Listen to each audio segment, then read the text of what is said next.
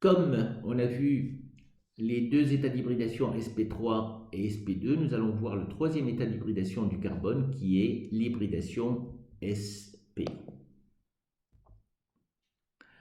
Donc, comme son nom l'indique, comme vous voyez ici, l'hybridation sp, c'est l'hybridation d'une orbitale s avec une orbitale p.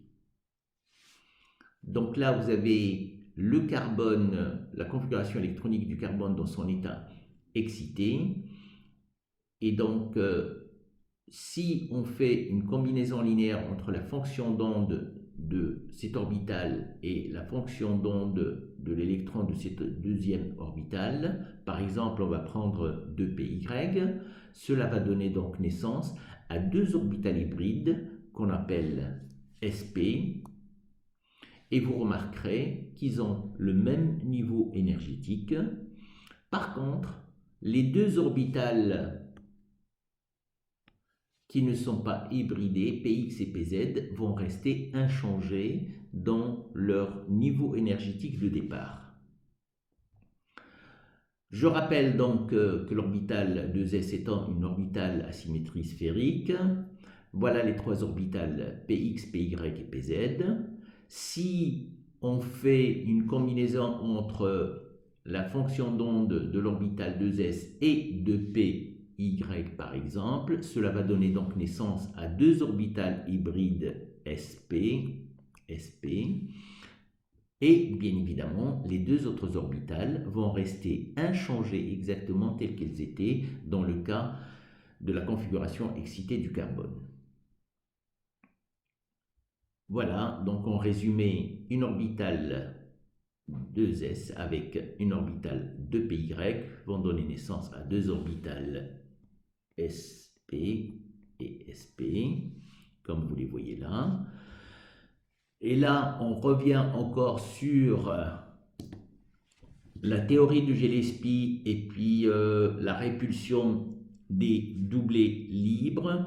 Quand vous avez deux doublés, quelle est la meilleure façon de les disposer pour qu'ils soient les plus éloignés l'un de l'autre et pour qu'il y ait le moins de répulsion possible? C'est bien sûr une géométrie rectiligne. Donc, ils sont alignés avec une liaison, un angle de 180 degrés.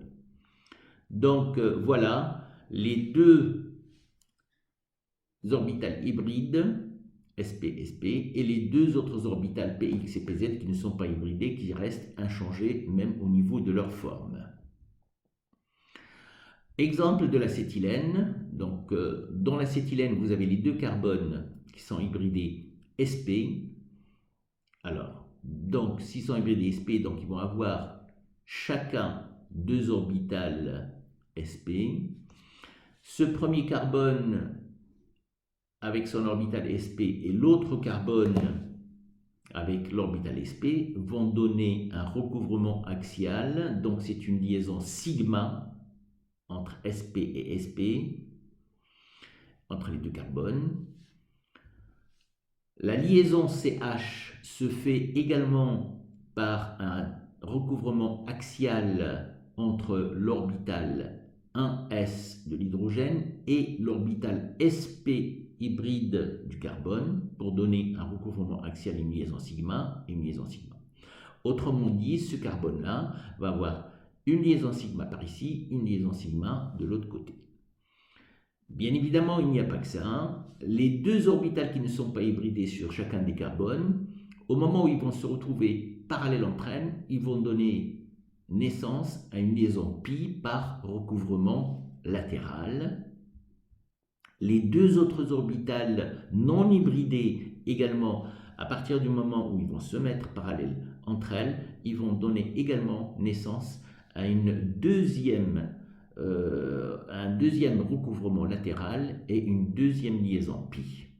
Donc, au total, autour de ce carbone-là, vous avez une triple liaison et une simple. Si vous raisonnez par rapport à simple et triple, soit ce carbone-là, il est entouré de deux liaisons sigma et de deux liaisons pi. Donc, en résumé, comme on l'a vu auparavant, Quelle est la manière avec laquelle je dois raisonner pour dire dans une structure moléculaire si le carbone est hybridé sp3, sp2 ou sp? Donc là, pour dire qu'un carbone est hybridé sp, ben, il suffit de regarder cette structure moléculaire. Si le carbone possède 2 liaisons sigma et 2 liaisons pi, ben, vous pouvez dire que le carbone est hybridé sp. Soit vous allez raisonner par rapport à simple et triple. Dans ce cas-là, un carbone sera hybridé sp s'il a une liaison simple et une liaison triple, ou bien 2 liaisons doubles. Qu'est-ce que cela veut dire?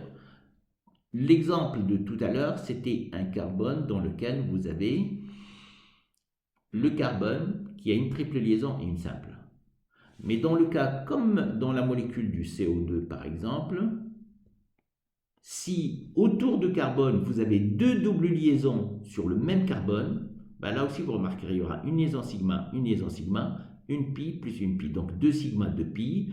Autrement dit, quand vous allez voir dans une structure un carbone qui possède 2 doubles liaisons cumulées, c'est-à-dire les 2 doubles liaisons sur le même carbone, à ce moment-là, vous pouvez dire sans vous tromper qu'il s'agit d'un carbone qui sera hybridé sp. Deuxième chose qu'on vous demande de retenir également, c'est que la géométrie d'un carbone hybridé sp est linéaire et que l'angle de valence, c'est-à-dire l'angle entre les liaisons, étant de 180 degrés.